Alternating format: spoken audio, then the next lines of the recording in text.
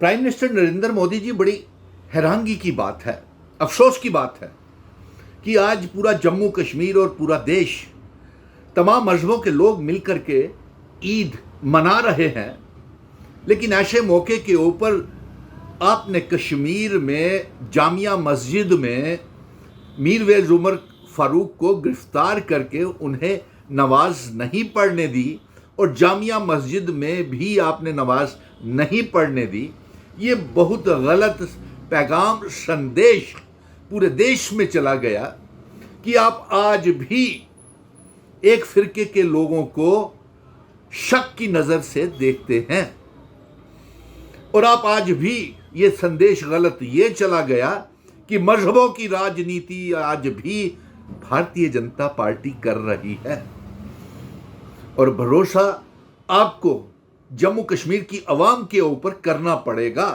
पहलगाम के हादसे के बाद पूरा जम्मू कश्मीर के तमाम मजहबों के लोग आपके पीछे खड़े हो गए थे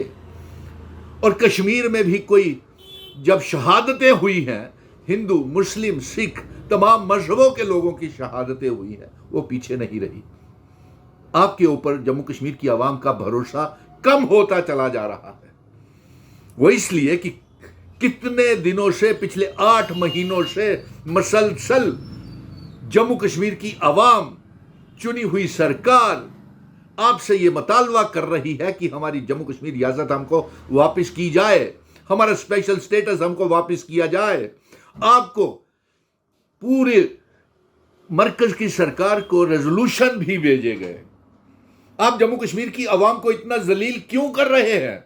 जम्मू कश्मीर की आवाम को आप रियासत का दर्जा, हमारा आर्टिकल 370 भी आपने तोड़ दिया अपना सियासी मौक़िफ़ पूरा करने के लिए, लेकिन हम रियासत के दर्जे की जंग जारी रखेंगे, आर्टिकल 370 स्पेशल स्टेटस की जंग जारी रखेंगे और हम ये चाहेंगे कि जिन शर्तों के ऊपर हमारा stand still agreement, instrument of accession की शर्तें जो जम्मू कश्मीर, लद्दाख, पीओके, गिलगित बल्टिस्तान को भारत के साथ इल्हाक के समय की गई थी, वो शर्तें हमको वापस की जाएं। नंबर 2, अफसोस इस बात का है कि आप जब बताइए तो सही, एक तरफ तो होम मिनिस्टर साहब कहते हैं कि जम्मू कश्मीर की आवाम के साथ वो दोस्ती का हाथ बढ़ाना चाहते हैं, दूसरी तरफ आप जामिया मस्जिद के दरवाजे बंद कर देते हैं मीरवेज उमर फारूक को। और इसी जामिया मस्जिद में इसी मीरवेज फारूक ने और तमाम मजहबी रहनुमाओं ने, मुस्लिम रहनुमाओं ने ये पहलगाम के हादसे की मजम्मत की थी और आज उसी ईदगाह में आपने दरवाजे बंद कर दिए, किसी को नमाज तक अदा नहीं करने दी। ये बात कुछ, एक तरफ आप वक़्फ़ बिल लाते हैं, आरोप लगाते हैं, मजहब की राजनीति करते हैं, बुरके की राजनीति करते हैं और आपका कोई भी मेंबर पार्लियामेंट मुस्लिम नहीं है और आपने वक़्फ़ बिल ला दिया और आज ईदगाह के दरवाजे बंद हैं। ये सवाल खड़े हो रहे हैं कि आप जम्मू कश्मीर की आवाम के ऊपर भरोसा क्यों नहीं कर रहे? मैं जम्मू का डोगरा बेटा, महाराजा हरि सिंह जी की डोगरा रियासत, अपने बुजुर्गों की विरासत, हिंदू, मुस्लिम, सिख, ईसाई, गुज्जर, बकरवाल, चिनाब वैली, पीर पंजाल पहाड़ियों की विरासत, जब तक रियासत वापस नहीं आएगी हम खामोशी से नहीं बैठेंगे। जब तक स्पेशल स्टेटस नहीं आएगा हम खामोशी से नहीं बैठेंगे। और आप हमें जलील करना बंद करें, क्योंकि चुनी हुई सरकार ने ऐसा महसूस हो रहा है कि 90 के 90 एमएलए चुनने के बाद जम्मू कश्मीर की आवाम ने अपना वोट जाया किया है। यानी कि इतना जलील, इतनी मिन्नतें, इतनी भीख मांगनी पड़ रही है कि हमारी शनाख्त, हमारी वकार, हमारी डोगरों की,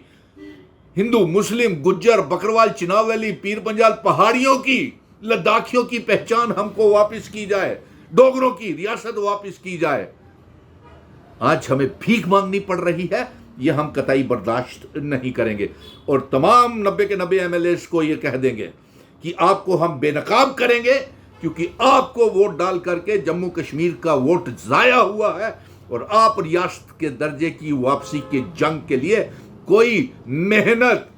नहीं कर रहे, कोई संघर्ष नहीं कर रहे। सो ईद के मौके के ऊपर यह भी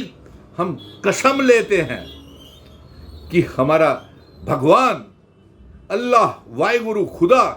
को हम हाजिर नाजिर रख के ये बात कहते हैं कि जब तक रियासत का दर्जा वापस नहीं आएगा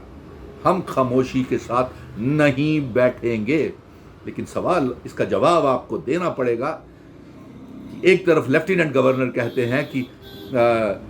एलजी साहब का कहना है कि मीरवेज को गिरफ्तार नहीं किया जाता है, नहीं करते हैं, तो फिर आज ईदगाह के दरवाजे क्यों बंद हैं और मीरवेज को वो पढ़ने क्यों नहीं दी गई नमाज? गलत संदेश और ये मजहबों में नफरत पैदा करने का काम कर रही है। ऐसी हरकतें, ऐसे जामिया मस्जिद और के दरवाजे बंद करना, नमाज नहीं पढ़ने देना, ये गलत पैगाम पूरे देश में जा रहा है। जय हिंद, धन्यवाद।